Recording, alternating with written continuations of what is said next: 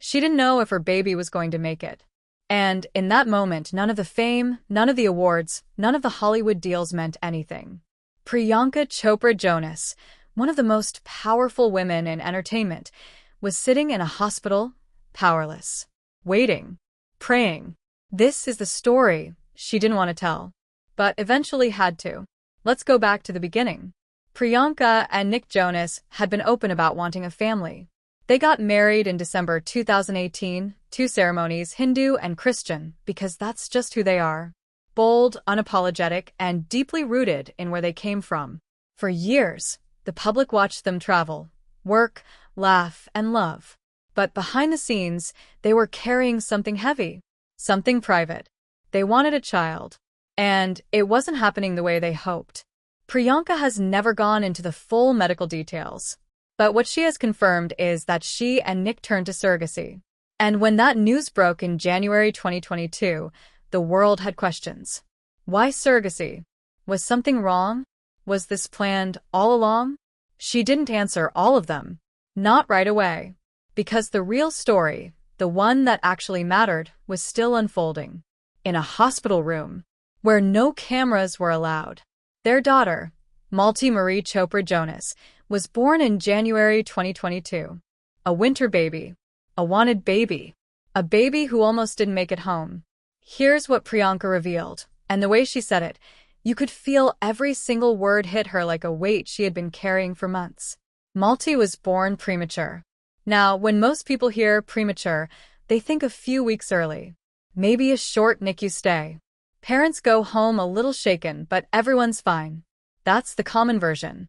That's not what happened here. Malti spent over 100 days in the NICU. Let that sink in.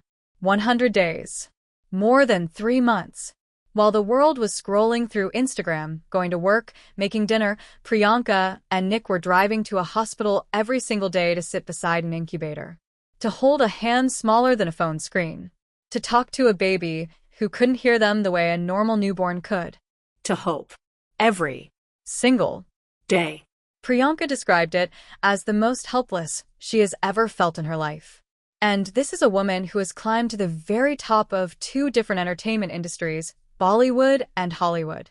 She has faced rejection, racism, heartbreak, and loss. She lost her father. She has rebuilt herself more than once. She is not someone who breaks easily, but this broke her open. She talked about sitting next to Malti in the NICU, unable to do what every mother instinctively wants to do. Pick up her child. Comfort her. Take her home. There are machines beeping. There are wires. There are nurses who know your baby's schedule better than you do, because they have to. And all you can do is be present. Be there. And hope it's enough.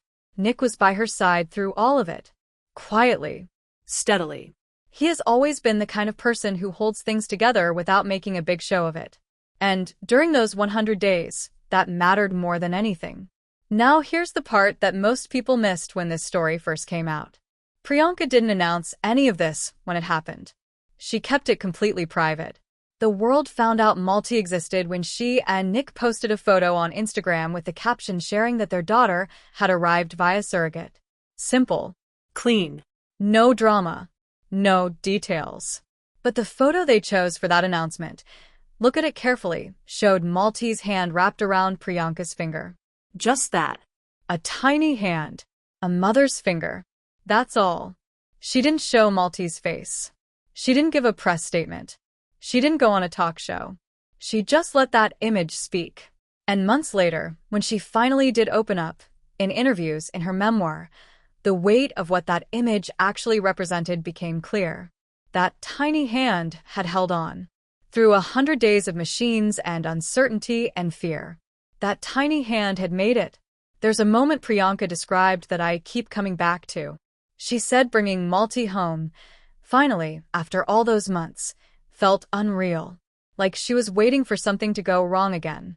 Like she couldn't fully exhale. Because when you've been in survival mode for that long, your body doesn't just switch off. You've trained yourself to brace for the next hit. And now here was this baby, home, safe, and the house was quiet and there were no monitors and no nurses, and Priyanka had to learn how to breathe again. That's not something they write into the parenting books.